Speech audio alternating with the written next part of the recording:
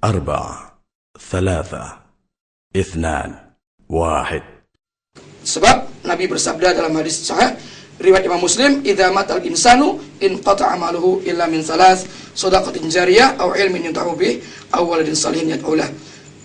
Apabila manusia itu mati, terputuslah amalannya kecuali 3 perkara: sedekah jariyah, ilmu yang bermanfaat, atau juga anak yang saleh yang mendoakan dirinya.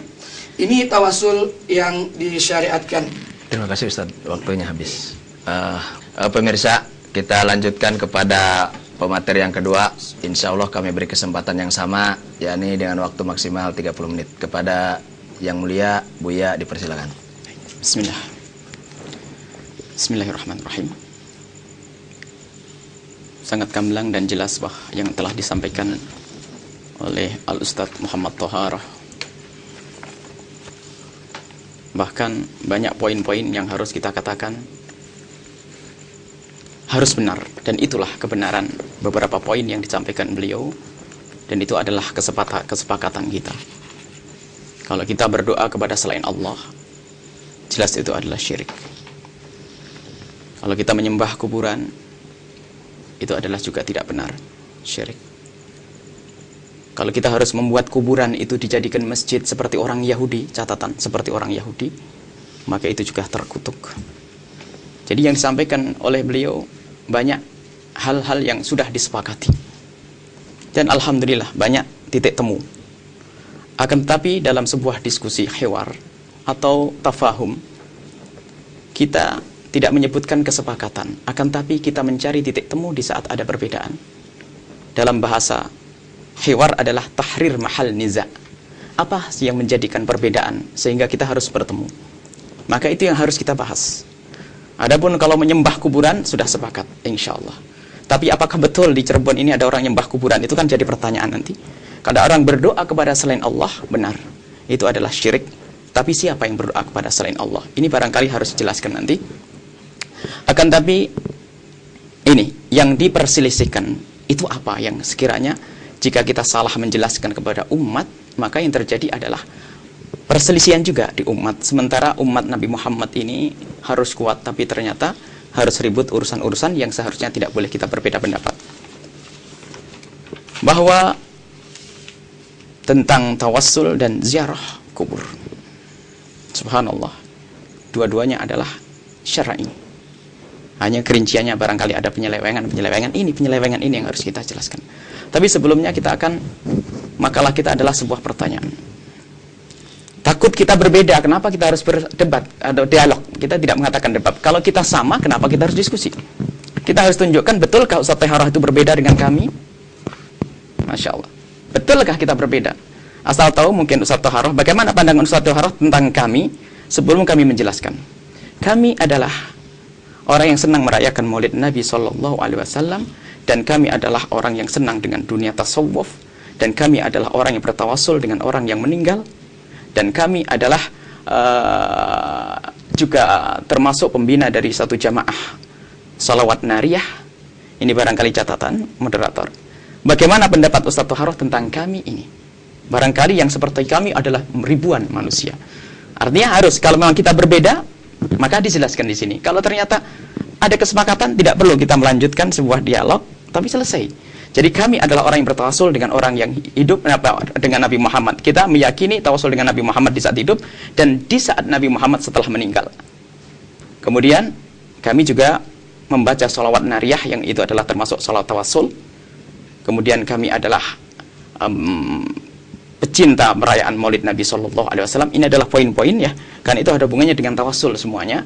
Jadi kita ingin dikomentari dulu nanti tentang kami itu seperti itu apa? Ada kecocokan. Kalau ternyata Ustaz Thoharah mengatakan tidak ada perbedaan, berarti selesai. Tapi kalau ternyata di sini ada perbedaan, tadi bisa disinggung dalam cerita bahwasanya tawasul kepada orang yang telah meninggal dunia adalah juga tidak boleh, maka kita ingin ditegaskan untuk menilai kami agar ada perbincangan selanjutnya. Barangkali makalah kami seperti itu. Kemudian setelah itu kita juga akan bercerita tentang tawasul, dan insya Allah semuanya seperti yang pernah disampaikan, kita berbaikan kepada Nabi Muhammad SAW dan pada kitabullah. Kita tidak boleh nyeleweng dari itu. Baik, Kita tidak boleh nyeleweng dari kitabullah dan sunnah Nabi Muhammad Sallallahu Alaihi Wasallam, dan juga apa yang telah dilakukan oleh para salafus soleh. Dan ini adalah pegangan supaya kita tidak ngelantur ke sana kemari. Dan siapa kira yang berpegang kepada salafus soleh? Ini adalah standar kita untuk diskusi supaya tidak kemana-mana.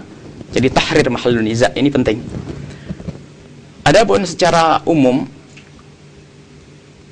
umat Indonesia, barangkali Anda, saya berbahagia jika kami bertatapan dengan Anda yang selama ini adalah ikut pengajiannya Ustadz Toharoh. Barangkali ini kesempatan emas bagi kami untuk kami berkomunikasi dengan beliau-beliau yang sebetulnya kami rindu suatu ketika jika ada pertemuan-pertemuan seperti ini.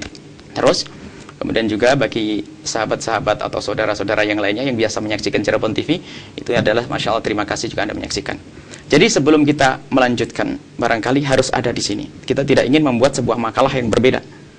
Kalau memang tidak ada perbedaan, kita tidak usah melanjutkan.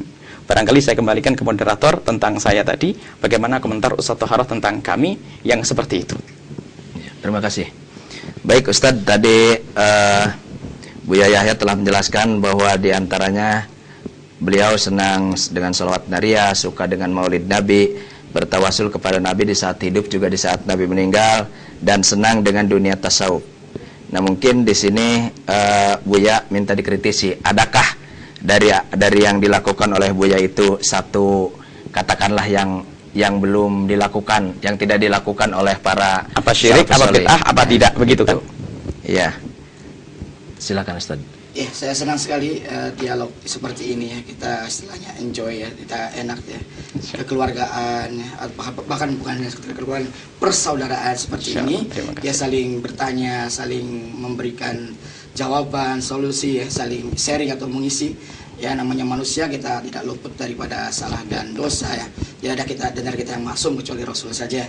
Oleh karena itu Allah juga mengingatkan kita untuk saling tawasul hak, saling memberi wasiat atau nasihat dengan kebenaran tentunya, karena mengingat kita semua tidak ada yang maksum.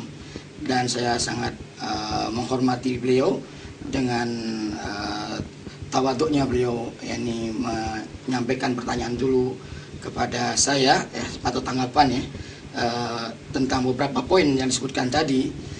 Dan sesuai dengan kesepakatan kita, sebetulnya kita tidak ingin melebar pembahasan kita kepada hal-hal yang lain. Yang kita soroti hanyalah tentang ziarah kubur dan tentang tawasul.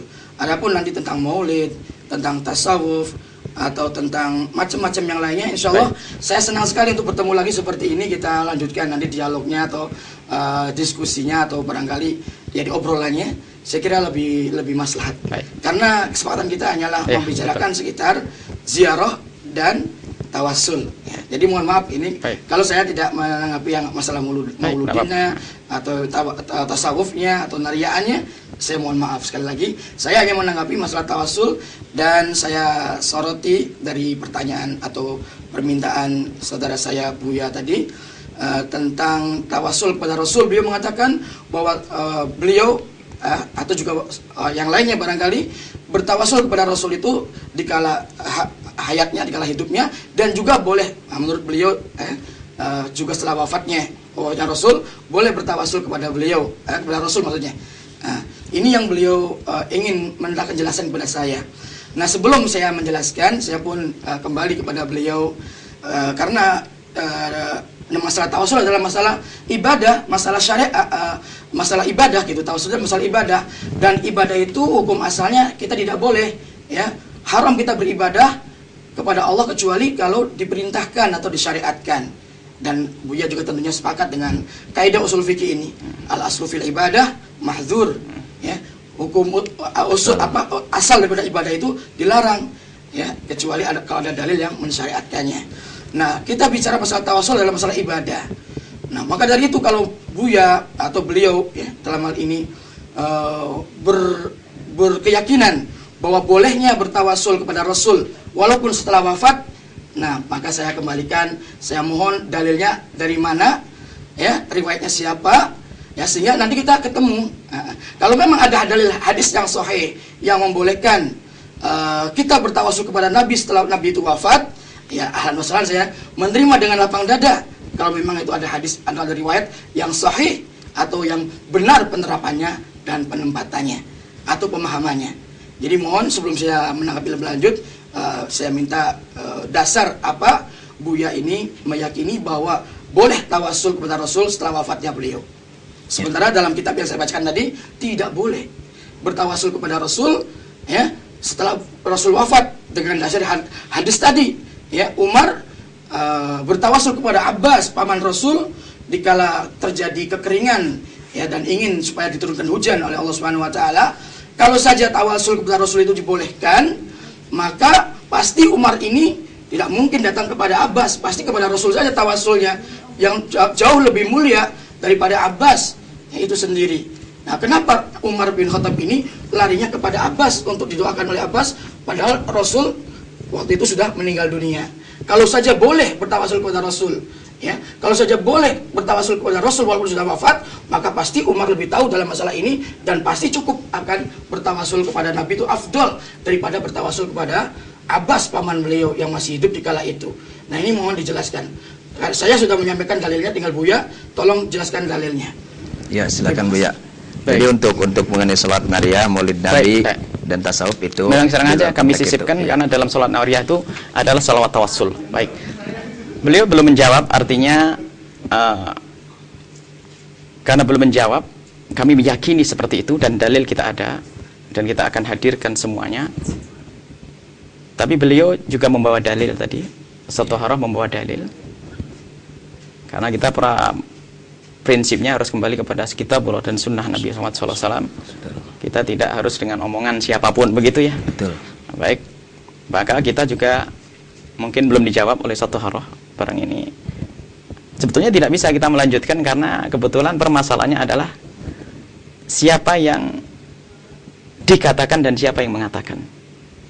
Selama ini adalah yang tersebar di masyarakat adalah bukan orang yang bertawasul mencaci atau mohon maaf atau menyalah-nyalahkan yang tidak mau bertawasul. Akan tapi permasalahannya adalah ada orang yang tidak bertawasul menyalahkan yang bertawasul. Ini kan di masyarakat seperti itu. Sebetulnya memang pertanyaan ini sudah waktunya dan seharusnya langsung dijawab supaya kalau ada perbedaan baru nanti kita datangkan dalilnya. Dan kita akan mengkritisi apa yang didatangkan oleh yang saya hormati Ustaz Thaharah tentang hujah-hujahnya. Gimana Ustaz sebagai moderator, kira-kira benar atau tidak seperti itu? Panjenengan di masyarakat orang sudah mengatakan seperti itu, karena kalau kita kalau ini belum ada perbedaan, kita tidak bisa berdiskusi. Harus ada dijelaskan adanya perbedaan. Kalau kesepakatan alhamdulillah semuanya tadi saya kita sebutkan sepakat dan banyak mungkin beberapa poin di sini kita sepakat. Cuman adalah harus ada kita cari perbedaan itu, baru kita diskusikan perbedaan ini, nanti kita akan ketemu berjabat tangan yang baik. Baik. Jadi gini, sebenarnya bahwa diskusi yang kita sajikan pada malam hari ini, kita ini mencari titik persamaan, tentunya dengan kembali kepada Al-Quran Sunnah dan pemahaman Salaful Ummah, itu yang kita sepakati. Adapun misalnya ketika kita nanti di akhirnya setelah kita kembali kepada Quran, kepada Sunnah dan pemahaman Salaful Ummah, toh masih terjadi perbedaan, inilah di sini kita butuhkan tasamuh, saling bertoleransi. Yang jelas bahwa apa yang disampaikan oleh Ustadz Thaharah itu bertawasul kepada Nabi yang tadi Buya katakan di saat hidup dan mati. Jadi Ustadz Thaharah minta penjelasan bagaimana seharusnya atau adakah dalil yang berkenaan dengan hal tersebut, artinya dengan tawasul kepada yang sudah mati. Nah, adapun mengenai tadi salat Nariyah, Maulid Nabi dan lain sebagainya itu baik, kita tidak bicara Maulid Nabi, tidak. Iya. Baik. Jadi masih belum kita ke situ. Kita akan mengkritisi apa yang dia sampaikan Ustaz Thaharah sekaligus kita datangkan dalilnya. Iya. Ustaz Thaharah membawa tentang masalah ziarah kubur dan nanti kita sekaligus datangkan dalil kita. Bahwa Ustaz Thaharah menyebutkan tentang yang pertama hadis sahih ya. Bahwasanya Allah akan mengutuk orang-orang Yahudi yang membuat masjid kubur mereka adalah sebagai kubur orang nabi mereka sebagai masjid. Ini adalah kesepakatan. Kalau ada orang yang seperti orang Yahudi membuat kuburan mereka sebagai masjid, maka terkutuk. Bahkan itu adalah syirik. Akan tapi ini jangan diarahkan kepada orang yang kebetulan masjidnya adalah di hadapannya adalah lahan terbuka untuk kubur. Barangkali itu harus dijelaskan. Artinya ini berbeda kasusnya, apalagi kalau kita membaca hadis yang lainnya, ja'alu tamathila, mereka membuat patung-patung sehingga dikutuk oleh Rasulullah SAW. Mereka membuat patung di tempat kuburan mereka sehingga disembah. Jadi masjid di situ adalah sesembahan. Jadi sangat jelas bukan orang untuk ziarah kubur.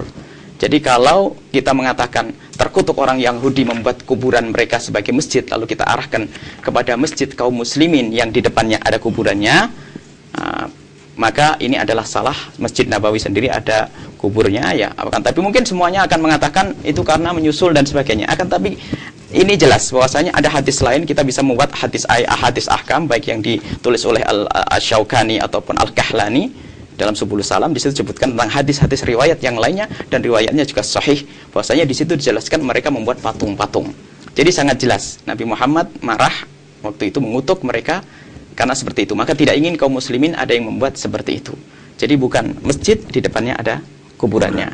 Kalau kuburan dijadikan masjid, sepakat kita, ini adalah tidak diperkenankan. Kemudian masalah ya, ini untuk lebih jelasnya. Jadi kira-kira praktisnya seperti apa nih Bu ya? Kan tadi menurut Buya bahwa kita sepakat bahwa membangun kuburan seperti Yahudi dan Nasrani. Iya. Nah, kira-kira bentuk realnya biar masyarakat itu tidak bingung seperti apa ya. Karena di dalam sebuah memahami hadis tidak boleh dengan hawa kita, tapi harus ada tangkihul manat. Tahqiqul manat. Tahqiqul manat itu kita membaca apa sih dulu yang terjadi zaman Nabi Muhammad, supaya ada gambaran jelas. Kalau tidak, itu akhirnya kita menghukumi dengan hawa. Ini sesuai dengan tafsirannya sendiri. Yang terjadi pada zaman Nabi seperti apa saat itu? Kita tidak akan mengkafirkan kaum muslimin sedunia semuanya gara-gara di depannya ada kuburan. Ya, okay?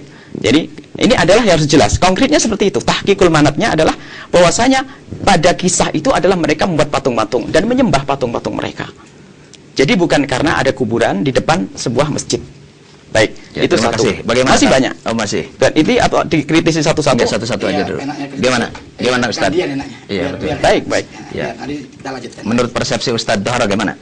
Iya, saya bacakan aja masalah tadi. Ya, memang itu keterangan lain berkenaan dengan mereka membuat patung-patung yang kemudian mereka sembah.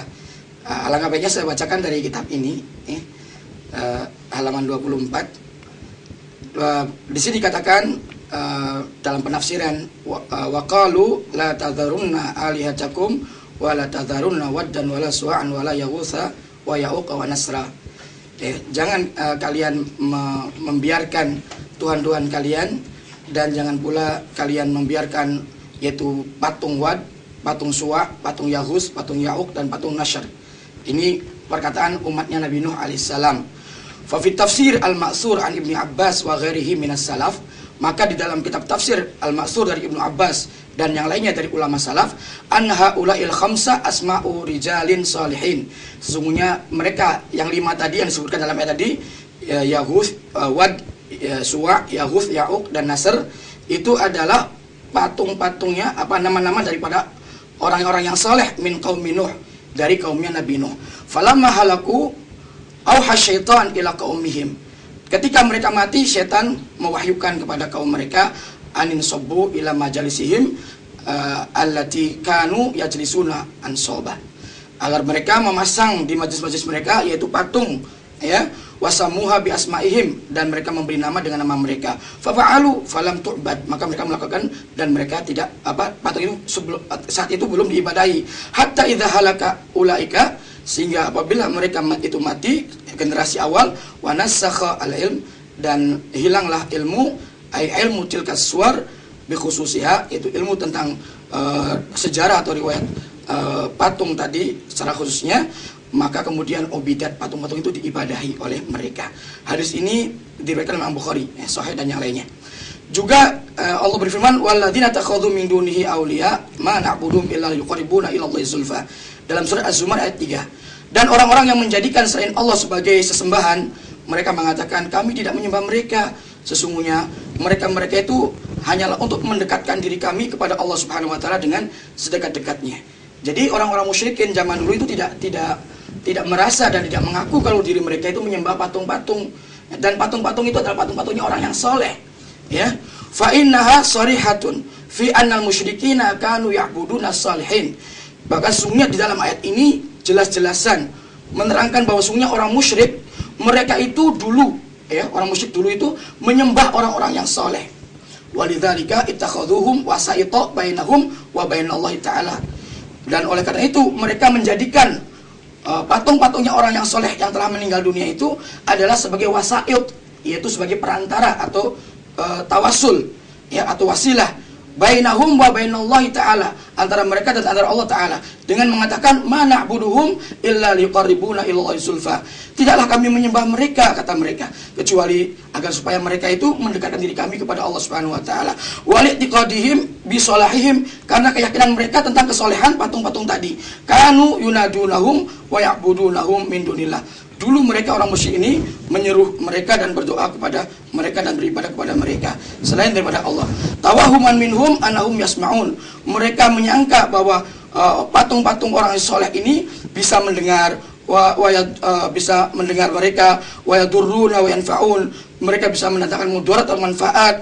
Wa mithlu hadzal waham la yumkinu an yaqa fihi ay musyrikin mahma kana sakhiful aqli lau kana la yaqtaqidu fi man yunadihi as-salah wan nafa' wad dar kal hajar al-adi masalan. Maka sungguhnya hal ini tidak mungkin dilakukan oleh seorang musyrik yang bodoh sekalipun, kalau saja dia tidak meyakini terhadap patung-patung itu adanya kesolehan, itu orang-orang yang soleh, adanya manfaat dan adanya madarat. Ya, kalau saja mereka meyakini hanya seperti batu biasa saja, mereka nggak mungkin beribadah, nggak mungkin menyembah patung-patung itu. Mereka menyembah patung-patung itu karena mereka meyakini bahwa patung-patung itu adalah patungnya orang yang soleh dan juga bisa memberikan manfaat ataupun madarat. Wa qad bayan hadzal alama Ibnu Qayyim rahimallahu taala faqala fi kitabi Ighatsatul Lahfan. Dan hal ini diterangkan oleh Imam Ibnu Qayyim rahimahullah ta'ala di dalam kitab beliau Ighatsatul Lahfan dalam jilid yang kedua halaman 222 sampai dengan 223. Ya cukup Ustaz, ini cukup jelas. Jadi pada prinsipnya apa yang disampaikan oleh Ustaz Taharah, bahwa ketika kita menyembah, beribadah dan di sana itu ada patung-patung, Buya juga sepakat bahwa itu tidak dibenarkan karena itu adalah kebiasaan Yahudi dan Nasrani. Nah, tetapi ada sedikit yang masih belum dijelaskan mungkin Ustadz ini mengenai bagaimana kalau misalnya kita itu beribadah masjid dan masjid itu ada di dekat kuburan gitu maksudnya Buya, atau menghadap kuburan. Apakah hal seperti ini juga dilarang atau memang gimana gitu? Mungkin. Iya. Buya saya jawab. Baik. Mungkin apa satu dulu itu? Boleh. Baik, karena Masya Allah terima kasih kepada Ustadz Taharah. Beliau telah memberikan tambahan daripada hujjah. Bahwasanya beliau juga membawa cerita yang panjang. Zaman dahulu itu ada orang membuat patung. Catatan kecil, di tempat kita tidak ada yang membuat patung. Mereka membuat patung-patung setelah dengan nama bos-bos mereka, ulama-ulama mereka. Setelah meninggal baru disembah. Dan di saat mereka menyembah, nah, mereka bukan tujuan kecuali ingin mendekatkan kepada Allah. Baik. Ini pun tidak bisa diterapkan kepada orang yang ziarah kubur atau kebetulan sholat di situ. Sebab orang sholat yang di depannya ada kubur, dia tidak menyembah kuburan. Kalau Ustaz Taharah, mohon maaf barangkali dalam menerjemahkan ma na'budum illa liqarribuna ilaihi zulfa. Ilaihi ilallahi zulfa, ma na'buduhum, kami tidak menyembah mereka illa. Di sini bukan berarti mereka tidak menyembah, mereka menyembah. Ingat, ini kadang-kadang terjemahan yang sering ditinggalkan. Mereka bukan tidak menyembah, mereka menyembah berhala-berhala, nyembah beneran, tapi punya tujuan untuk mendekatkan diri kepada Allah Subhanahu wa taala. Dan ini sangat jauh dengan orang ziarah kubur atau yang punya masjid atau orang yang tawassul. Mereka tidak menyembah. Jadi ini memang benar terkutuk mereka karena mereka menyembah. Barangkali tetap belum masuk apa, jadi belum bisa ya nih kalau jadi hujjah itu belum tepat untuk itu karena mereka menyembah. Ma na'budum illa liyuqarribu. Mana budung, kami tidak menyembah illa, artinya mereka menyembah, tapi tujuan menyembah itu adalah untuk mendekatkan kepada Allah. Tapi alhamdulillah kaum muslimin di Indonesia Raya ini, mereka di saat ada masjid di depannya kuburan, mereka tidak menyembah kuburan, tapi disembah adalah Allah Subhanahu wa taala. Jadi yang disampaikan beliau itu adalah menambahkan bahwasanya apa yang kami sampaikan bahwasanya pengharaman ada di depan kuburan itu adalah bukan sangat berbeda dengan ini, agar tidak ada pemahaman di masyarakat lalu mengutuk mereka itu menyembah berhala. Mereka tidak menyembah dan mereka tidak berniat saya menyembah kuburan untuk mendekat kepada Allah, ini tidak ada. Jadi sangat jauh daripada apa yang saat ini kita duga. Ya, baik. Jadi mengenai kalau terhadap adanya patung dan lain sebagainya, sepakat antara Buya dengan Ustadz Taharah juga sama sepakat bahwa itu diharamkan dan tidak disyaratkan dalam Islam. Ini satu lagi Ustadz mengenai tadi masjid yang menghadapi kuburan itu. Iya, terima kasih kesempatan yang bagus sekali. Saya bacakan dari kitab Tafsir Ibnu Katsir apa yang beliau katakan tentang masalah Oh, itu adalah berhala yang mereka sembah, sedangkan kuburan tidaklah demikian. Maka saya bacakan tafsir Ibnu Katsir ya di dalam menafsirkan surat An-Najm ayat yang ke-18 dan 19. Beliau membawakan atau menukilkan sebuah riwayat ya tentang sejarah Tuhan Uzza yang disembah oleh orang-orang Arab itu. Seperti apakah bentuknya Tuhan Uzza ini? Ya. Maka saya bacakan Ali bin Abbas wa Mujahid wa Rabi' bin Anas ya dari Ibnu Abbas, dari Mujahid, dari Rabi' bin Anas, annahum qara'u Al-Lat, sesungguhnya maaf saya ralat bukan Tuhan Uzza, maksudnya Tuhan Lata ya. Tuhan Lata adalah salah satu tuhan yang disembah oleh orang-orang jahiliyah dulu. Annahum qara'u Al-Lat, sesungguhnya mereka membaca ya Al-Lat bitasydid ta, dengan tasydid tahnya, wa fassaruhu, dan mereka menafsirkannya bi annahu kana rajulan yaluttu lil hajiji fil jahiliyati as-sawiq, karena sungguhnya Lata ini adalah seorang lelaki yang kebiasaannya adalah menumbuk ya, gandum untuk disedekahkan kepada para jamaah haji di zaman jahiliyah dulu. Falamma mata, ketika si Lata atau lelaki tadi yang dermawan tadi mati ya, setelah mati akafu ala qabrihi fa'abaduhu, mereka itu beriktikaf, artinya mendatangi kuburannya, kemudian melakukan amalan-amalan ibadah ya di kuburan itu, ala qabri, atas kuburan tadi, fa'abaduhu, maka mereka menyembahnya atau beribadah kepadanya. Jadi dengan sebab ya kuburan yang jadi kuburannya orang yang dermawan, yang soleh, yang dia itu gemar untuk infak, sodako kepada tamu-tamu Allah jamaah haji saat itu, pasti umat juga cinta kepadanya. Nah, dikala mati ini orang yang soleh, kemudian dikubur, nah kuburannya didatangi oleh orang-orang, kemudian mereka iktikaf di sana, ibadah di sana, dan itulah mereka berarti kemudian terjadilah penyembahan terhadap Tuhan Lata. Jadi Tuhan Lata itu jangan dikira bentuknya adalah berhala dari batu, bukan, tapi berupa kuburan. Ini yang perlu kita sehingga harus hati-hati. Makanya Nabi itu sebelum wafatnya mengingatkan para sahabatnya supaya hati-hati sama kuburan. Jangan seperti apa yang dilakukan oleh orang Yahudi, orang Nasrani, mengkultuskan kuburan para nabi dan orang-orang yang soleh, dijadikannya tempat untuk peribadatan mereka di kuburan-kuburan itu, yang sehingga ya terjerumuslah mereka kepada kesyirikan dan dilaknat serta dikutuk oleh Allah Subhanahu wa taala. Ini yang dikhawatirkan oleh Nabi, dan sungguh pada saat ini di zaman sekarang ini banyak sekali saudara-saudara kita yang bahkan ya melakukan yang demikian, apalagi tentunya orang-orang yang awam ya yang nggak ngerti. Dan insya Allah untuk orang yang ngerti barangkali ziarah kubur karena ngerti ilmunya, ngerti syariatnya, insya Allah aman dari masalah itu. Tapi kita bicara orang-orang awam, kalau kita biarkan, tidak kita ingatkan seperti itu, tentunya kasihan, mereka akan terjerumus. Maka dari itu saya ingin dan saya sangat cinta kepada mereka, tidak ingin mereka itu celaka atau terjerumus, maka saya ingatkan dan saya ajak ke jalan yang benar. Inilah ya istilahnya yang diterangkan oleh Rasul, oleh para ulama kita, para salafus soleh, ya para ahli tafsir, ya seperti itu pemahamannya. Dan masalah masjid di depannya ada kuburan juga hadisnya sudah jelas. Nabi melarang kita sholat menghadap kuburan, dan Nabi melarang kita duduk di atas kuburan atau menginjak kuburan. Itu larangan secara syariat. Kenapa? Dzari'ah, saddu dzari'ah, itu mencegah ya, jangan sampai terjadi kesyirikan ini menimpa sebelum terjadi, dicegah dulu. Nah ini namanya saddu dzari'ah dalam istilah syariat. Ya, jangan kita biarkan seperti itu. Ya, karena tidak aman untuk terjerumus pada kesyirikan, bahaya kan begitu. Nah, sekiranya. Baik, terima kasih. Jadi saya pikir ini sudah jelas. Adapun misalnya masih ada titik perbedaan pada pemirsa Cirebon TV, silahkan saudara-saudara bisa memilih mana yang terbaik menurut saudara. Insya Allah penjelasan dari Buya sudah cukup jelas mengenai hal ini. Penjelasan dari Ustadz Toharo juga sudah cukup jelas. Sekarang ini ada yang selanjutnya tadi. Ini yang biasa terjadi di masyarakat itu.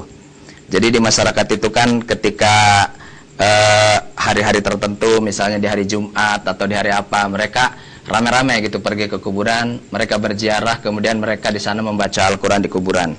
Sementara di dalam hadis tadi yang saya dengar bahwa tidak boleh membaca Quran di kuburan, dan saya yakin Buya juga sepakat. Bagaimana menurut Buya dengan tanggapan orang-orang yang baca Quran di kuburan? Baik, bismillahirrahmanirrahim. Ada sambungannya dengan yang disampaikan tadi, karena masjid juga sekarang masjid di Indonesia adalah di depannya kuburan.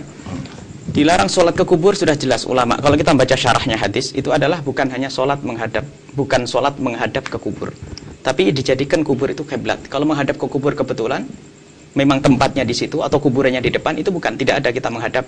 Ada kita paham masalah sutrat musolli. Tidak sengaja gitu ya? Bukan sengaja, artinya memang tidak berniat untuk menghadap ke kubur atau mengagungkan kuburan dengan sholatnya. Itu sudah sangat jelas. Jadi tetap kita tidak masuk di dalam babnya. Karena yang kita bahas adalah bagaimana masjid itu, yang ditanyakan adalah masjid. Jadi kalau menyembah, kemudian yang disampaikan kepada Ustaz Tohro juga terima kasih dari Ibnu Katsir, tetap bahwasanya di situ ada penyembahan. Yang namanya Lata itu disembah. Jadi tapi masjid dengan kuburan tidak ada sesembahan di sini. Agar adapun masalah Saddud Dzara'i, Nabi Muhammad sendiri tetap mengatakan ziarah kubur. Nabi Muhammad memerintahkan ziarah kubur. Jadi ada ziarah kubur yang diajarkan Nabi Muhammad SAW. Ziarah kubur yani ala wazura fa inna tudakumul akhirah. Mereka ziarah kubur mengingatkan kematian. Kalau memang Saddud Dzara'i, mestinya Nabi Muhammad melarang sekaligus tentang ziarah kubur ya, agar tidak sampai seperti itu. Jadi ceritanya setelah orang itu meninggal, iktikaf, ya'bud. Setelah iktikaf di kuburan lalu menyembahnya.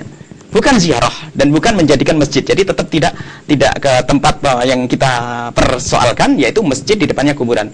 Tetapi tetap bahwasanya masjid dengan kuburan, asalkan masjidnya itu adalah masjid sendiri, kuburan sendiri, itu adalah jelas, itu adalah sangat diperkenankan. Dan ini yang harus kita perhatikan. Jadi apa yang disampaikan Ustaz Tohro, mohon maaf, jadi belum masuk kepada apa yang kami kritisi tadi, tetap masih agak aja belum tepat. Jadi ada sesembahan di situ, ada penyembahan, kemudian juga ada iktikaf. Kalau orang sholat di masjid di depannya ada kuburan, sama sekali barangkali lupa dengan kuburannya. Kemudian masalah baca Quran di masjid, masya Allah, di kuburan. Kita ingin bertanya, dari mana pelarangan itu? Membaca Quran boleh di mana saja. Memang riwayat-riwayatnya itu adalah di mana saja. Adapun kalau dalilnya adalah satu haram membawa dalil tentang wala taj'alu buyutakum qubura maqabira. Itu adalah tentang agar kita memperhatikan rumah, agar jangan rumah itu kayak kuburan. Tapi di sini tidak ada larangan membaca Al-Quran di kuburan. Dari mana larangan itu? Sementara melarang ini harus ada jelas, ada nasnya. Kalau memang kita kembali kepada kitab sunnah Nabi, tidak ada larangan. Tidak ada larangan membaca Al-Quran di atas kuburan. Bagaimana dengan terang-terangan kita mengatakan dilarang? Ini yang harus dijelaskan. Ya, terima kasih. Bagaimana Pak Ustaz? Iya, terima kasih. Saya tanggapi dengan masalah tadi.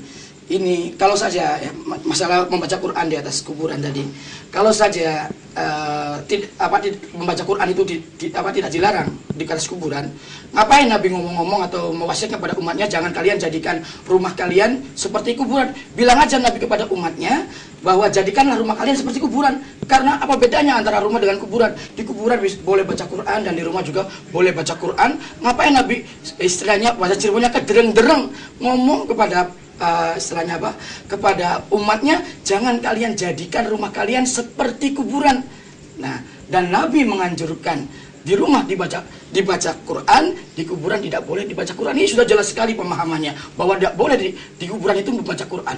Kalau saja boleh membaca Quran, pasti Nabi bacalah kalian, jadikanlah rumah kalian seperti kuburan, karena kuburan juga boleh baca Quran dan rumah kalian juga boleh baca Quran. Jadikan rumah kalian sebagai kuburan atau seperti kuburan. Tidak mungkin Nabi mengatakan jangan kalian jadikan rumah kalian seperti kuburan. Kalau saja tadi dibolehkan membaca Quran, ini adalah pemahaman yang jelas, tidak perlu lagi penafsiran dan penjabaran. Sudah cukup jelas sekali.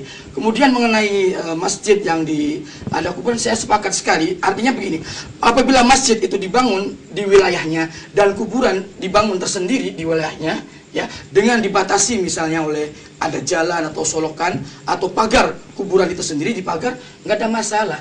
Ya, nggak ada masalah. Kita juga sepakat dengan Buya tadi. Kalau seperti ini artinya mustakil, masjid mustakil, tersendiri, dan kuburan juga tersendiri, walaupun memang ada di hadapan kiblatnya, arah kiblatnya, ya, tidak apa-apa karena ada batas, ya, dan di situ akan aman orang untuk terjerumus kepada suatu penyembahan terhadap kuburan itu.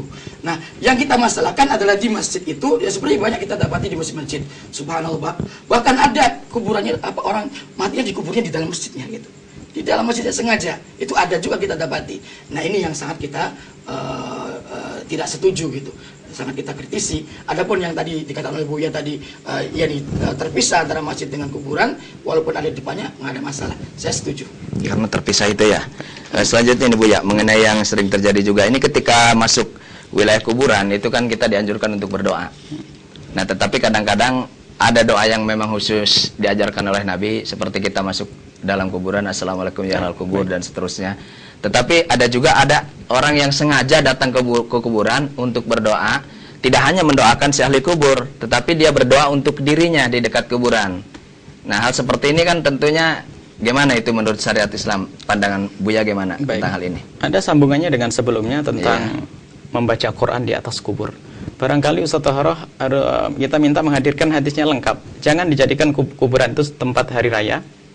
Kemudian jangan jadikan rumahmu seperti kuburan. Di sini tidak ada ada tandingannya. Artinya di saat jangan menjadikan rumahmu seperti kuburan, sisi lain jangan menjadikan kuburan itu tempat seperti hari raya. Id. Itu apa? Itu harus menjelaskan. Id jangan diartikan orang membaca Al-Quran di situ. Ini kesalahan. Id itu jangan sampai dijadikan namanya. Kalau masalah orang berkumpul mungkin sebab karena dia menjalankan apa yang dianjurkan Rasul untuk melakukan ziarah, tentunya tidak bisa kita salahkan yang demikian itu. Apalagi mengambil satu tempo tertentu dengan tetap menjaga kehormatan orang ziarah. Ini jelas tidaknya apa-apa karena menjalankan apa yang dianjurkan Nabi Muhammad. Maka harus menjelaskan Id ini apa. Supaya sebagian orang mengatakan Id, lah kok membaca Al-Quran di situ seperti hari raya. Ini adalah suatu keboliman di dalam kepada teks hadis Nabi Shallallahu Alaihi Wasallam. Jadi bahwasanya membaca Al-Quran kalau jangan kau jadikan rumahmu seperti kuburan. Artinya ini kok tiba-tiba larangan ya Al-Quran di kubur. Ini membaca Al-Quran dengan sengaja atau tidak disengaja? Ini bukan untuk mengagungkan kuburan. Membaca Al-Quran di mana saja, di jalan, di mana, termasuk di kuburan. Bahkan tidak ada teks. Kalau hanya memahami ini dari mafhum isyarat atau jelas dari segi mana. Dan kita perlu ya, jangan hanya mengatakan jangan jadikan rumahmu kuburan. Sementara masjid itu Id, bukan suruh. Jangan sampai membaca Al-Quran di situ. Id dengan kuburan ada keselambungan. Kemudian di dalam Al-Quran, tapi bacalah di rumahmu itu ayat Al-Quran dan sebagainya. Jadi tetap ini tidak jelas melarang bahwasanya di kuburan itu dibacakan untuk membaca Al-Quran. Karena kita mohon dari lafadznya dulu. Pemahaman ulama juga salafus soleh seperti apa, mereka belum ada yang melarang, teks yang melarang seperti itu. Mereka pemahaman mereka adalah wajar begitu saja. Jangan kau jadikan Id tempat yang artinya bukan untuk mengingat kematian, karena Id itu melupakan kematian. Jangan jadikan kuburan itu menjadikan kamu lalai akan kematian. Id di sini bisa dimaknai seperti itu sesuai dengan hadis yang disebutkan Ustaz Taharah tadi. Tapi kalau dikatakan membaca Al-Quran, ini adalah salah. Kenapa kita membaca Al-Quran yang di situ mengingatkan kita kematian? Jadi ini pelarangan harus jelas. Jadi belum masuk kepada yang disampaikan kalau dilarang baca kubur. Kemudian dari salafus soleh, dari salafun soleh belum mangkul dari Nabi SAW mansus atau dari para sahabah ya, itu tidak ada. Kecuali ada, mohon maaf, mufassirin akhir lah itu ada. Tapi dari ini adalah kejelasan. Kemudian apa yang disampaikan panjenengan sampaikan masalah berdoa. Tapi bukan untuk ahli kubur. Berdoa di kubur untuk diri sama adalah tidak ada larangan. Bahkan kalau kita datang ke kuburan dengan bertawassul, datang ke kuburan untuk mengingat kematian, plus sekaligus saya adalah untuk memohon kepada Allah, karena kita dianjurkan berdoa kapan saja, di mana saja, apalagi di saat-saat tertentu ziarah kubur. Kemudian saat itu bertawassul ya, bertawassul kepada orang meninggal. Itu adalah jika diperkenankan dan ada hujjahnya. Hanya bermasalahnya kita belum dijawab oleh Ustaz Taharah. Kita perbedaannya di mana ya? Kita hanya menjawab mengkritisi ini saja. Nah, ini jadi ada hujjahnya dan dalilnya. Barangkali kita sedikit tanya. Berarti nanti kita senang kalau Ustaz Taharah membawa kitab Ibnu Katsir. Nanti kita akan kembali banyak kepada Ibnu Katsir. Artinya Ibnu Katsir jadi pegangan pada detik ini. Ya, jadi Ustaz tadi menurut Buya bahwa penjelasan hadis yang tadi belum lengkap. Jadi mohon Iya, terima kasih. Jadi saya perlu jelaskan kembali. Ya, sebagaimana kaidah tadi yang kita sepakati, barangkali Buya juga sepakat ya, bahwa kaidah usul fikih mengatakan bahwa al-aslu fil ibadah mahdzur. Hukum asal ibadah itu adalah dilarang, hukum asalnya, kecuali kalau ada dalil. Nah, sekarang membaca Quran itu ibadah bukan tentunya. Pasti jawabnya adalah ibadah. Nah, dalam masalah ibadah ini adakah contoh atau keterangan atau sahabat atau siapa yang di sana pernah mereka melakukan membaca Quran di kuburan tersebut ya. Kalau saja ada, kita juga akan menerima karena memang hadisnya sahih atau riwayatnya sahih. Tapi kalau memang tidak ada yang melakukan yang demikian, jadi mohon maaf ya, secara kaidah usul fikih hukum asal ibadah tidak boleh dilarang, ya aslinya dilarang hukum asal ibadah itu kecuali kalau ada dalil yang mensyariatkan. Nah, kemudian saya yang poin yang kedua, masalah tadi Buya menanyakan tentang perbedaan kita tentang tawasul. Jelas sekali dari satu titik perbedaannya. Saya mengatakan bahwa tawasul kepada orang mati itu tidak boleh, ya. Sedangkan Buya mengatakan bahwa tawasul kepada orang sudah mati itu boleh. Ini tak perbedaan kita. Nah, saya mengatakan boleh, saya mengatakan tidak boleh bertawasul kepada orang yang mati itu. Saya sudah memaparkan dalilnya, hujah-hujahnya. Sekarang saya menuntut atau meminta kepada beliau dengan sangat, tinggal beliau silakan. Beliau mengatakan bahwa tawasul kepada orang yang mati itu boleh. Nah, ini saya minta dalil-dalilnya. Tinggal enak nanti Buya menyampaikan dalilnya, sahih apa tidak akan saya terima begitu. Ya.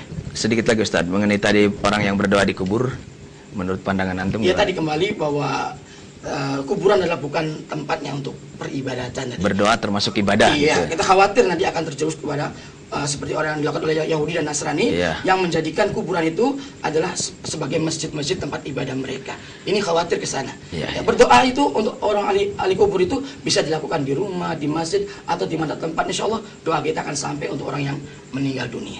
Baik, terima kasih kepada dua narasumber. Waktu kita tinggal sedikit. Untuk sebelum ditutup kami beri kesempatan dulu. Kalau tadi yang memulai adalah Ustaz Toharoh, sekarang saya persilahkan kepada Buya untuk menutup ya beberapa menit tausiah terakhirnya sebelum kita tutup. Silakan 3 sampai 5 menit. Baik, obrolan kita berapa? 1 jam setengah atau 2 jam? Sampai jam 10.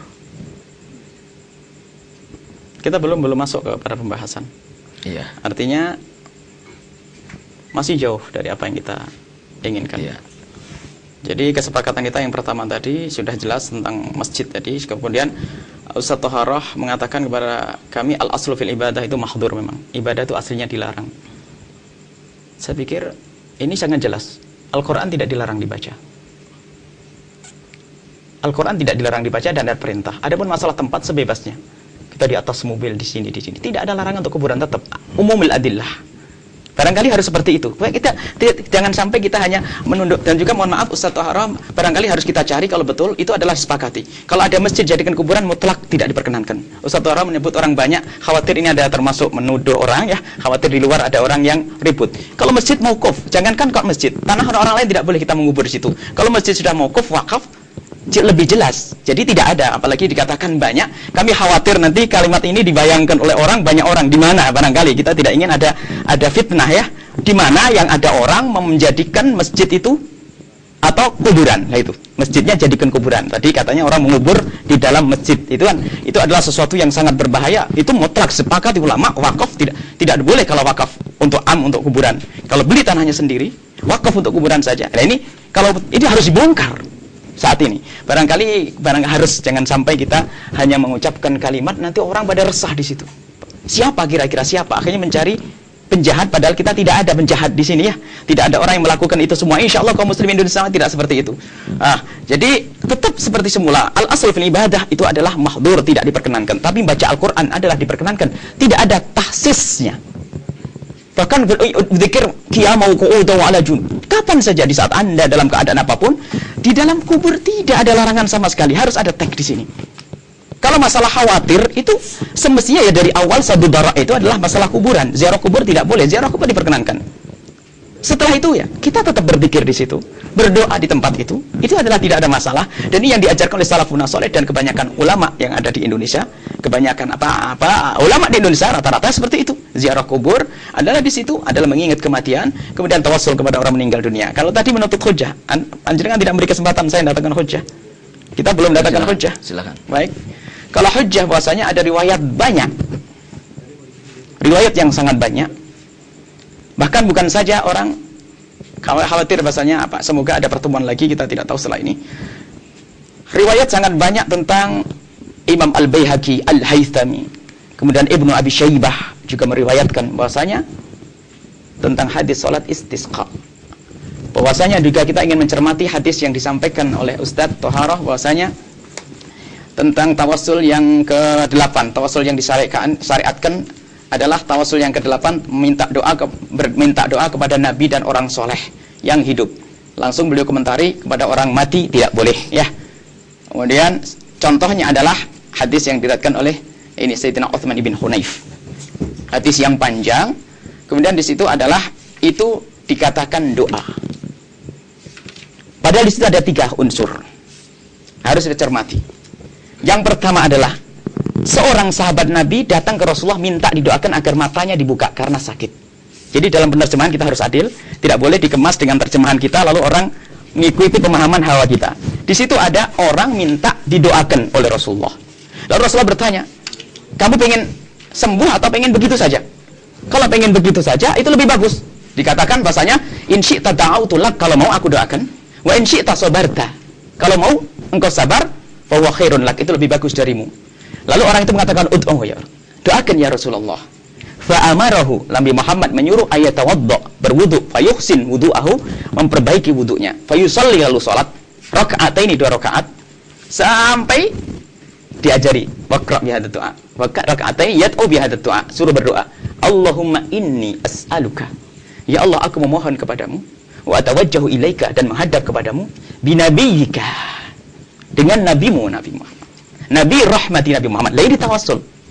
Jadi di sini orang itu juga berdoa, orang itu memohon kepada Allah dan doanya doa tawasul. Nabi Muhammad juga mendoakan. Kemudian di dalam doanya dia juga beringinan bahwa semoga doa Nabi Muhammad dikabul agar mata saya sembuh. Jadi tidak boleh kita katakan ini hanya doa tawasul dengan doa saja. Dia berdoa dan di dalam doanya itu membawa Nabi Muhammad binabiyyika, Nabi rahmati.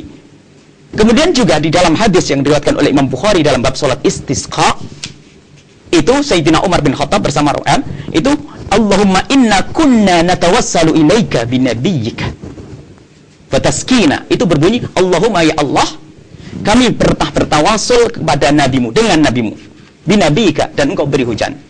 Wa inna, dan sungguhnya kami natawassalu, bertawasul bi ammi nabika, dengan paman nabimu, faskina, dan siramilah. Ini bukan minta doa. Kalau seandainya kasusnya minta doa, perawi lebih cerdas harus mengatakan Ja'a Umar wa talaba min doa. Tapi langsung dalam riwayat nggak ada muqaddimah muakharahnya, langsung berbunyi Allahumma. Riwayatnya seperti itu. Jadi ini Allahumma bi nabika, dengan membawa Nabi Muhammad SAW, dia adalah tawasul. Nah, kemudian permasalahannya, ini orang hidup, tapi tadi hanya minta doa. Padahal bukan, ini bukan minta doa saja, tapi membawa Nabi Muhammad SAW bi nabiyika. Sangat jelas talis hanya. Kemudian dalam salat istisqa pun begitu. Kemudian, barangkali Ustaz Tahra akan mengatakan mana keterangan untuk orang yang meninggal? Banyak, ada tambahannya, riwayat Imam Baihaqi, banyak riwayat-riwayat yang banyak. Kata dikatakan Haythami, salah satunya bahasanya zaman Sayyidina Umar ibn Khattab, Sayyidina Uthman bin zaman Sayyidina Umar bin Khattab, itu ada tambahan hadis ya. Bahasanya hadis ini ditashih oleh banyak muhaddis ya. Kita sebutkan Al-Baihaqi, Mundiri, Haythami. Hadis tentang hadatsat al-ahdi Sayyidina Umar bin Uthman bin Affan, Sayyidina Uthman bin Affan radhiyallahu anhu, tadullu ala ini. Bunyinya begini. Anna rajulan kana yakhtalifu ila Uthman. Ada orang berselisih dengan Sayyidina, maksudnya datang ke Sayyidina Umar Uthman untuk minta dibantu. Fi hajatin lahu, dia punya hajah. Fa kana Uthman la yaltafit ilaihi. Sayyidina Uthman tidak menoleh. Wala yandur fi hajati, dan tidak menoleh kepada hajatnya. Tidak dihawil, tidak diperhatikan sama Sayyidina Uthman bin Affan. Falaki Uthman ibn Hunayf, kemudian bertemu dengan Sayyidina Uthman bin Hunayf yang membawa hadis ini. Hadis yang tadi dibaca oleh Ustaz Tahar. Sayyidina Uthman bin Hunayf, fasyaka dzalika lahu. Ngadu aku ke Sayyidina Uthman, tidak diperhatikan Sayyidina Uthman bin Affan. Saya mau minta hajah, ada perlu kok tidak diperhatikan. Faqala Uthman bin Hunayf, Sayyidina Uthman bin Hunayf tak taunya berkata, kita tahu Sayyidina Uthman bin Hunayf adalah seorang sahabat. Itil mido'ata. Datanglah ke tempat wudu. Fatawaddo, lalu berwudu. Tumatil masjid, kemudian datanglah ke masjid. Fasalli fihi, lalu salatlah di situ. Tumakul, dan katakanlah dengan doa, Allahumma inni as'aluka. Lah ini doa yang tawasul tadi. Nabi Muhammad sudah meninggal ini. Jadi ini ada keterangan Nabi Muhammad sudah meninggal masih tawasul. Apakah Sayyidina Uthman ibn Hunayf tidak mengerti? Bahkan bukan saja begitu. Barangkali ceritanya ini panjang. Kalau seandainya datang kepada Nabi Muhammad mengatakan, Ya Rasulullah istaghfir li Rabbi, ya Allah mintakan ampun kepada Tuhanku, ini tidak sampai derajat syirik, tidak sampai derajat bid'ah dikatakan sesat. Kalau ada mengatakan, Ya Rasulullah mintakan ampun kepada Allah, Rasulullah sudah meninggal, ini jauh, kita tidak masuk tawasul, itu istighatsah, sudah lewat lagi. Ini tawasul jelas bahwasanya ini hadis ini adalah ditashih dari masa ke masa, kecuali akhir zaman baru orang mencoba mentad'if. Tapi bagaimana? yang mengatakan sahih, termasuk yang bernama Sayyidina Ibnu Hajar Al-Asqalani juga mengukuhkan di dalam kitabnya, termasuk yang waktu kita berbicara tentang salat istisqa itu kita bahas juga nanti. Kebetulan kami membawa teks nas yang dari cetakan di Saudi, kita tidak mengambil dari lain, termasuk Ibnu Katsir yang kita bawa adalah dari cetakan Saudi. Ini adalah sangat jelas. Barangkali ada satu saja, kalau satu harap bisa mengkritisi ini, nanti kita beri yang satu lagi. Bagus. Baik. Akan saya kritisi. Silakan. Langsung. Ya, silakan Iya, Ustaz. bagus sekali apa yang dilontarkan oleh beliau. Ya. Ini ada kitab di tangan saya, ada Tawassul Anwa'uhu wa Ahkamuhu, ya, yang telah ditulis oleh Syekh Albani, ya, seorang ulama ahli hadis, imam ahli hadis yang diakui oleh dunia, ya, di saat ini. Mungkin Buya juga mendengar dan insya Allah beliau juga mengakui keimaman beliau dalam masalah hadis. Ini kitab ini pada halaman yang ke-55, Faslur Rabi' Syubuhat wal Jawab 'alaiha. Ya, syubhat-syubhat yang tadi dilontarkan, riwayat-riwayat hadis yang dibacakan oleh saudara kami ini Buya Yahya tadi, ya. Yang pertama asyubhatul ula, hadis istisqa Umar bin Khattab bin Abbas radhiyallahu taala anhuma. Ya, istisqanya Umar, ya, minta hujan pada Allah Subhanahu wa taala, yang dilakukan oleh Umar terhadap Ibnu Abbas radhiyallahu taala anhuma, ya. Ini adalah hadis yang dijadikan syubhat oleh orang yang membolehkan bertawasul kepada orang yang mati. Nah, beliau menjelaskan, kalau saja, kata beliau, kalau saja, ya, boleh bertawasul kepada Nabi, maksudnya dengan jahnya, dengan kemuliaannya, dengan kewibawaannya, bukan dengan doanya. Ngapain capek-capek orang buta itu datang kepada Nabi, ya, untuk kemudian menceritakan hajatnya. Cukup di rumah saja, duduk di rumah, dia tinggal mohon sama Allah, bertawasul kepada jahnya Nabi, kepada Rasul, sudah beres. Ngapain capek-capek ke sana? Ini kata Syekh Albani, ya.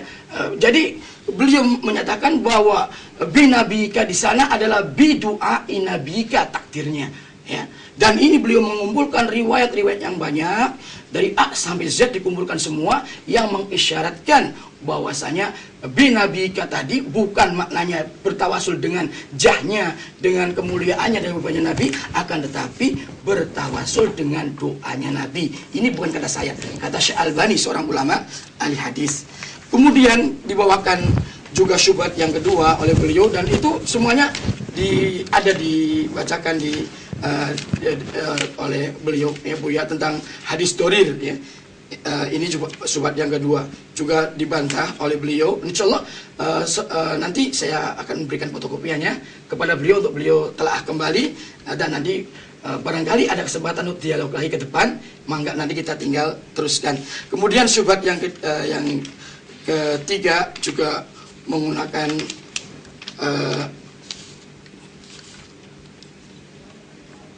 hadis yang lainnya, ya. Sebetulnya semua beliau rinci penjelasannya dan pendoifannya, ya, dari riwayat-riwayat yang dijadikannya tersebut, ya, yaitu dengan hadis-hadis doif yang berkenaan dengan tawasul. Di antaranya adalah hadis Sa'id Al-Khudri, ya, di mana di sini dijelaskan juga tentang masalah tadi. Dan beliau katakan ada perawinya adalah Atiyah bin Sa'id Al-Aufa, ini adalah doif, lemah.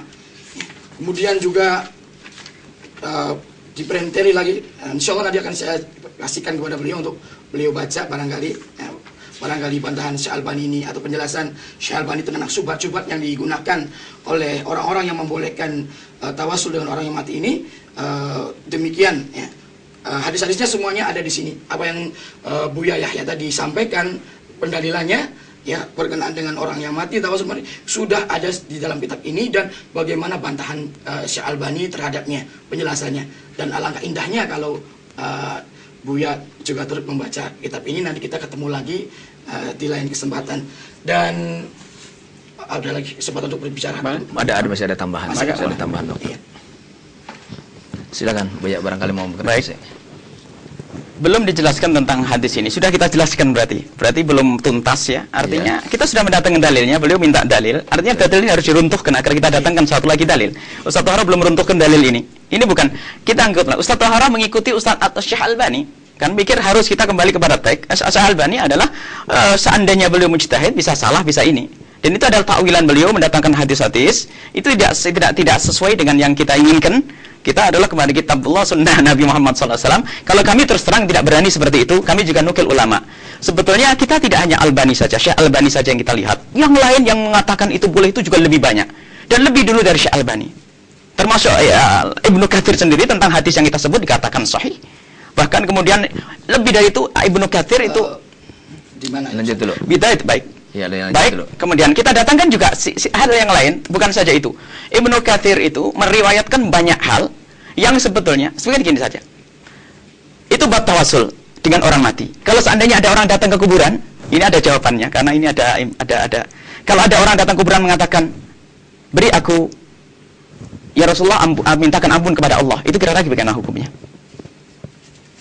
Lebih parah mana dengan orang yang bertawasul dengan orang mati? Satu haraf barangkali kita minta. Iya, jelas tidak boleh. Jelas tidak boleh. Tidak boleh. Baik, meminta kali.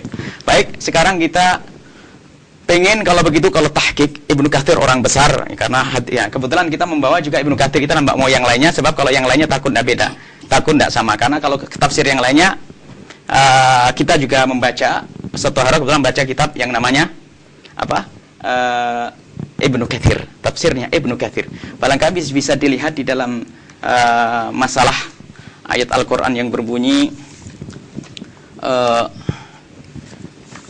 ada yang ada itu lengkap itu. Fotokopian itu. Fotokopian. Nggak, kita ingat sebuah hadis. Sebuah hadis Nabi Sallallahu Alaihi Wasallam yang berbunyi bahwa tentang ayat law annahum idzalamu anfusahum ja'uka fastaghfirullaha wastaghfara lahumur rasul tawajadullaha tawwabar rahimah. Karena Ustaz Tahara kebetulan juga ngajar tafsir kami dengan tafsir ini.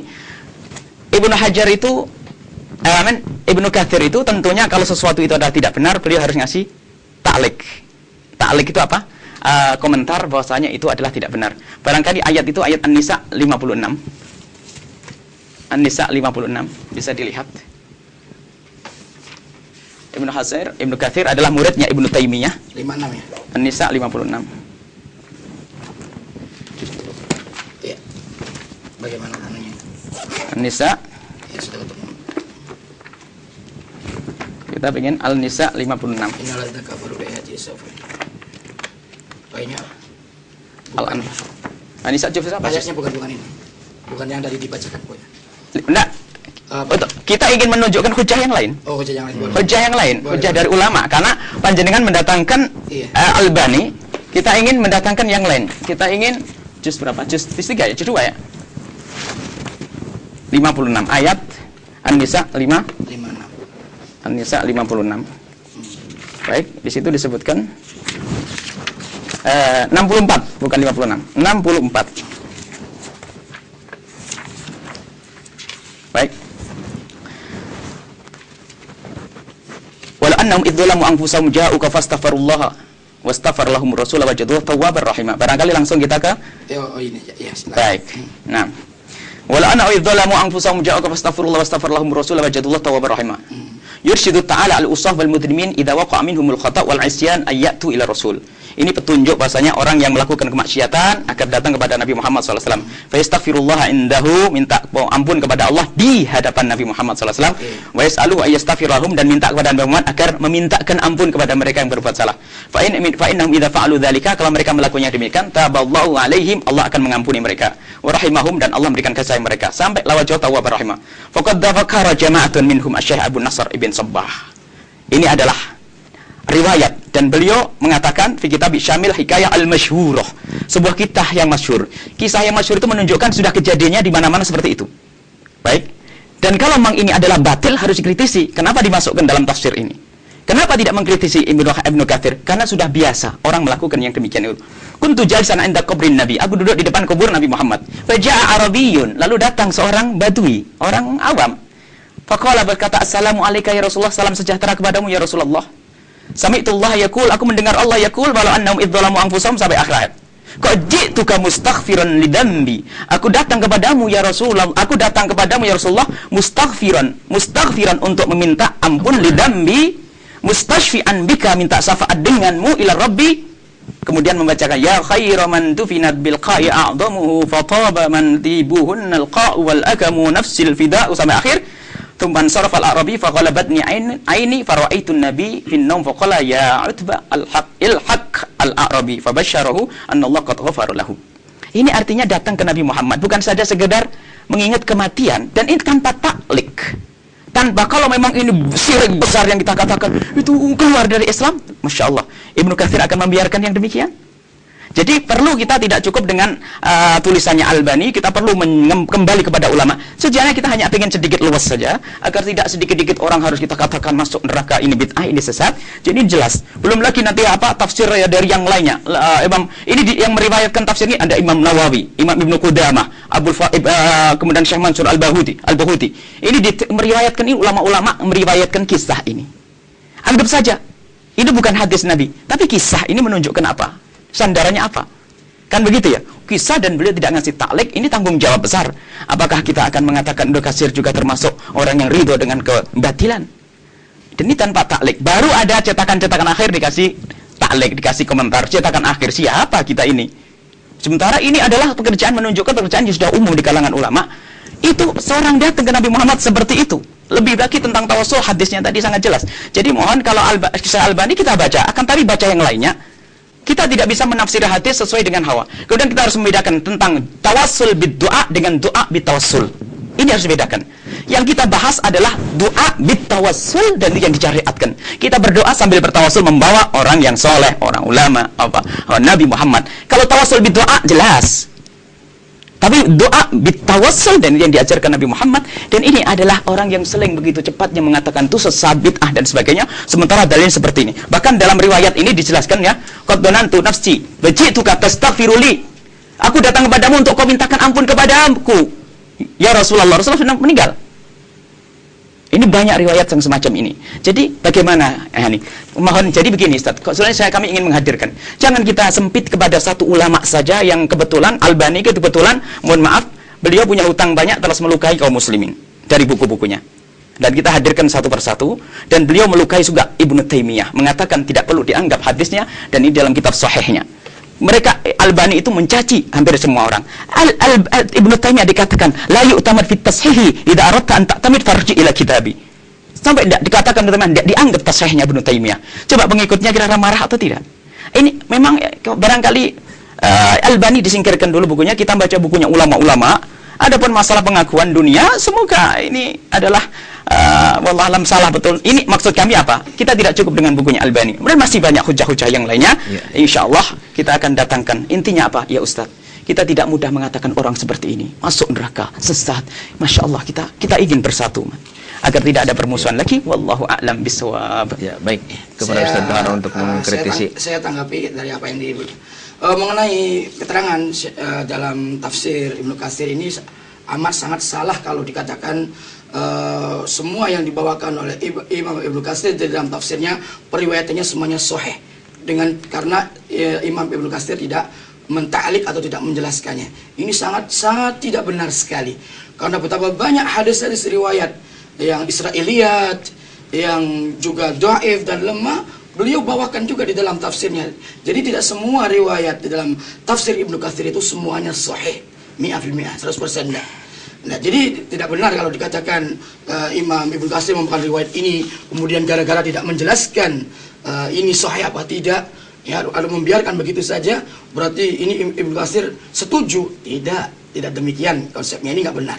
Jadi yang benar adalah Imam Ibnu Katsir membawakan bagus sekali tafsirnya, ayat dengan ayat, kemudian dengan riwayat, bahkan ya, sampai perkataan ya, sahabat atau tabi'in beliau bawakan ya, dengan di sana banyak beliau tidak mentashih hadis tersebut, begitu saja membawakan riwayat. Oleh karena itu kita perlu juga hati-hati dalam istilahnya artinya untuk mensensor riwayat-riwayat yang ada dibawakan dalam tafsir Ibnu Katsir ini. Ya, tidak semuanya sahih. Kemudian juga yang kedua mengenai bagaimana Syekh Albani dianggapnya mencaci maki Ibnu Taimiyah, ini adalah suatu perkataan yang Tidak mencaci, mengatakan merendahkan tentang takhrij hadis. Kalau merendahkan tentang takhrij hadis, ya ada teksnya. Saya tidak sampai seperti itu. Baik. Karena beliau juga adalah ulama dan ahli ilmu, ya, tahu menghormati ulama-ulama yang sebelum beliau. Ya, dan wajar kalau memang orang terdahulu kemudian salah dalam mentasheh, itu hal yang wajar karena manusia tidak maksum. Sehingga didapati, dan beliau, ya, kita akui, ilmu hadisnya, dia adalah berhak untuk mentasihkan hadis, ya, atau mendoaifkan, ya. Dan banyak imam-imam terdahulu yang dinyatakan sahih oleh Imam Tirmidzi misalnya, atau Imam Al-Hakim, yang tasihnya dianggap oleh ahli tafsir itu ada yang mutasahil, ya, ini gampang mentasihkan, padahal nyatanya hadisnya dhaif. Dan tidak mengapa dalam keilmuan hadis, bukan berarti tidak hormat mereka, bukan berarti melecehkan, menghinakan. Kalau ini Imam Hakim mensahihkan hadis, kemudian datang orang kemudian ini mendoifkan, berarti kurang ajar dianggapnya, naudzubillah min dzalik. Ulama tidak demikian akhlaknya. Dan Syalbani adalah orang yang sangat tahu tentang bagaimana mereka harus berakhlak dan menghormati ulama-ulama, apalagi Ibnu Taimiyah. Oleh karena itu mohon jangan sampai hal ini dinyatakan seperti itu. Baik. Saya tidak setuju dengan perkataan tadi. Terima kasih. Dan mohon maaf, masih ada kesempatan untuk saya ngomong? Ya, terakhir ini ya? Ya. Terakhir Ustaz. Kalau memang terakhir, ya, saya bawakan sebuah koran, ya, koran. Nanti ya, Pak beliau juga ngomong, insyaallah. Koran dari Republika ini, halamannya B12, ya, terbitan hari Minggu tanggal 9 Mei 2010. Judulnya tentang mu'alaf. Ini menceritakan tentang seorang Yahudi yang masuk Islam. Ya, ini di sini biodatanya saya bacakan. Nama Yosef Cohen, nama Muslim Yosef Al-Khattab, istri Luna Melul, nama Muslimnya Komar Al-Khattab, anak 4 orang, namanya disebutkan di sini, masuk Islam tahun 1994. Di antara di koran ini saya bacakan aja, ya, di alinianya adalah, setelah mendalami Islam lebih jauh, Yusuf makin menyadari bahwa dasar ajaran agama Yahudi sangat berbeda dengan Islam. Perbedaan utamanya terletak pada masalah tauhid. Agama Yahudi, kata dia, percaya pada perantara, dan perantara mereka adalah para nabi. Orang-orang Yahudi berdoa lewat perantara nabi-nabi tersebut. Nah, di sini yang menjadi catatan bagi kita, ternyata orang-orang Yahudi betul-betul mereka menjadikan perantara para nabi mereka dalam ibadahnya, dalam berdoanya. Dan Nabi paling tidak ingin umatnya ini menyerupai orang-orang Yahudi. Demikian saya kembalikan. Ya, silakan Buya untuk mengkritisi dan kemudian langsung untuk tausiah terakhir dari Buya. Masya Allah, terima kasih. Mohon maaf, kami tadi bukan niat mencaci, dan kalimat kami pun kami jelaskan bahwa Syekh Albani ada salah satu catatannya, terburu-buru mengatakan Ibnu Taimiyah tidak tamat fikih hadis. Dalam kitab, dalam sahihnya ada halamannya, kita bisa dikankan nanti. Kita kaget bagaimana kok hanya ingin mengatakan saya lah yang berhak, tapi lalu cukup mengatakan saya. Ini ada, ini teksnya, kita bacakan. Mohon maaf Ustaz, kita tidak ingin mereka wa minal ajabi haqqan ayatajarra Syekhul Islam ala inkari hadzal hadis wa taktibihi. Kemudian al-sa'il kulli man waqafa ala hadzal kitab aw ghairihi, na'am, alla yubadir illa amal. Terus terakhir, waqad sahna sabil lidzalika ma'allakna alaihi fama kana tabitan fa kana tabitan al-amal bihi wa'adtu alaihi nawajid. Ini adalah dan itu ada panjang ke belakang bahasanya ada beliau mengatakan yatajarra. Ini adalah kita tidak pengen keluar tentang berbicara tentang Syekh Albani. Artinya mohon maaf Ustaz, kita tidak hanya berpegang kepada beliau saja di dalam urusan bab ziarah kubur dan sebagainya, kita yang lainnya. Kemudian kalau menolak tentang sebuah buku hanya katanya bahwasanya dia bukan maksum, kemudian setelah itu bisa saja dia salah, begitu gampangnya. Kita kajian ilmiah, diselesaikan poin yang kita bahas tadi. Ini dikatakan oleh Ibnu Katsir, yang beliau adalah juga dikatakan alim, muridnya Ibnu Taimiyah, dan beliau mengambil riwayat itu untuk menafsiri ayat tersebut dan tidak mendatangkan yang lainnya. Kalau beliau mendatangkan asal riwayat, barangkali ada cerita yang lainnya, iya, tapi satu-satunya cerita yang dihadirkan untuk menafsiri ayat itu. Artinya, ini kenapa kok tidak husnudzon? Ya sudah, kalau begitu ya itu adalah masalah sederhana yang tawasul dengan orang meninggal. Bahkan kalau datang dengan kalimat seperti itu, arti yang penting meyakini yang kepada Allah. Cobalah jangan sampai kita mudah caci maki. Sebab kalau mencaci maki kita khawatir termasuk mencaci ini secara tidak langsung. Nah, kepada siapa? Ibnu Katsir.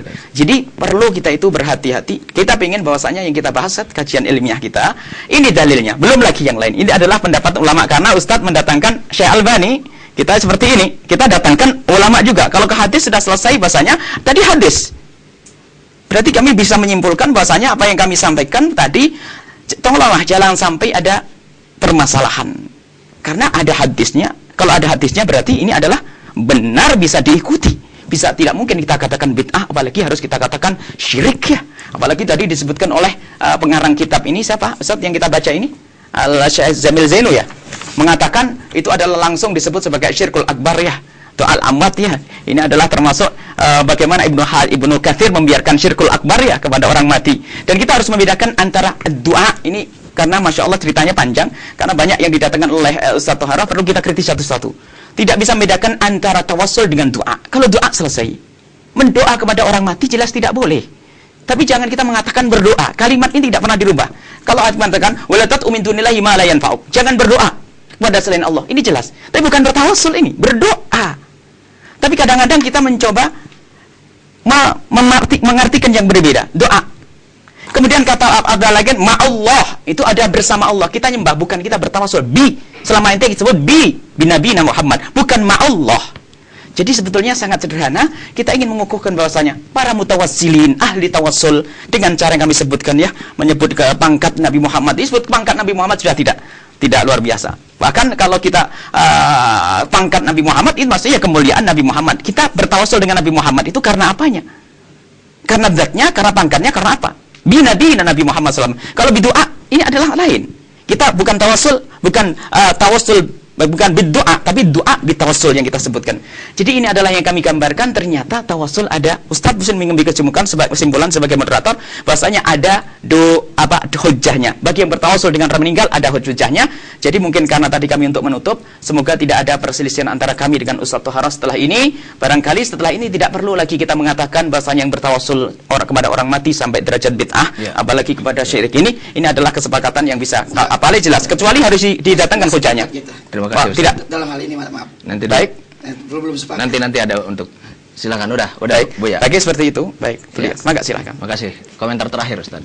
Iya, jadi kalau dikatakan sepakat kita belum sepakat kalau mengenai satu hal tadi yang kita perselisihkan, yaitu bahwa saya mengatakan tidak bolehnya kita bertawassul kepada orang yang mati, sementara beliau juga masih tetap mempertahankan. Saya pakai dalil tadi, Ustaz. Iya. Abdurrahman bin Hunayf. Iya, pakai dalil. Saya juga pakai dalil tadi. Jadi kalau dikatakan kita sepakat itu tidak. Baik. Saya nggak sepakat tadi. Nah, itu saja kesimpulannya. Baik, terima kasih untuk semuanya karena waktu kita juga sudah habis dan pada akhirnya saya selaku moderator dapat menyimpulkan bahwa memang tawassul ada yang masru dan ada yang mamnu. Ada yang disyariatkan dan juga ada yang dilarang, dan itu semua telah dipaparkan oleh kedua pemateri, dan saya yakin pemirsa di rumah ini sudah bisa memahami arah pembicaraan kedua pemateri. Adapun misalnya masih belum ada kesepakatan, ini saya pikir sesuatu hal yang memang indah. Karena apa? Karena perbedaan ini semuanya didasarkan kepada argumen-argumen yang dibawakan oleh para ulama. Adapun masalah misalnya pemirsa dan kaum muslimin mau memilih pendapat yang mana dan yang mana, itu terserah. Yang jelas kita memohon kepada Allah Subhanahu wa taala, semoga Allah Subhanahu wa taala senantiasa memberikan taufik dan hidayah bimbingan kepada kita semua. Juga semoga Allah Subhanahu wa taala memberikan keberkahan kepada kita semua, dan Allah Subhanahu wa taala menjadikan kita mampu menjalankan syariatnya dan menjauhi apa yang dilarangnya. Dan Allah senantiasa menyelamatkan kita di dunia dan akhirat, dan kita semoga tetap berada pada siratal mustaqim. Akhirnya kami selaku moderator terima kasih kepada Ustadz Tohara, terima kasih kepada Buya, dan terima kasih kepada Cirebon TV yang telah menayangkan acara ini. Mudah-mudahan Allah membalas kebaikan seluruh kerabat kerja yang meliput acara ini. Dari kami selaku moderator, kurang lebihnya mohon maaf, dan mohon maaf atas segala kekurangan kami. Subhanakallahumma bihamdik asyhadu an la ilaha illa anta astaghfiruka wa atubu ilaik. Wassalamualaikum warahmatullahi wabarakatuh. Waalaikumsalam.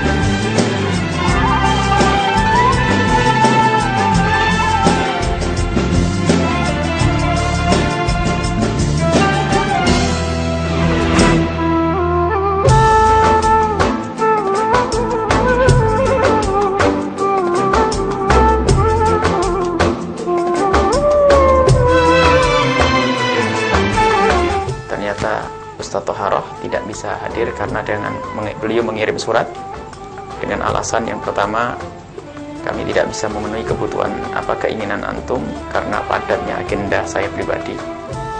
Kemudian di sini ada wahaddatsani syaikhun shadiqun annahu ra'a rajulan, dia melihat seorang laki-laki yusolli ila qabril Jailani, salat ke kuburnya Syekh Abdul Qadir Jailani, wa yatrukul qiblata, dan meninggalkan kiblat.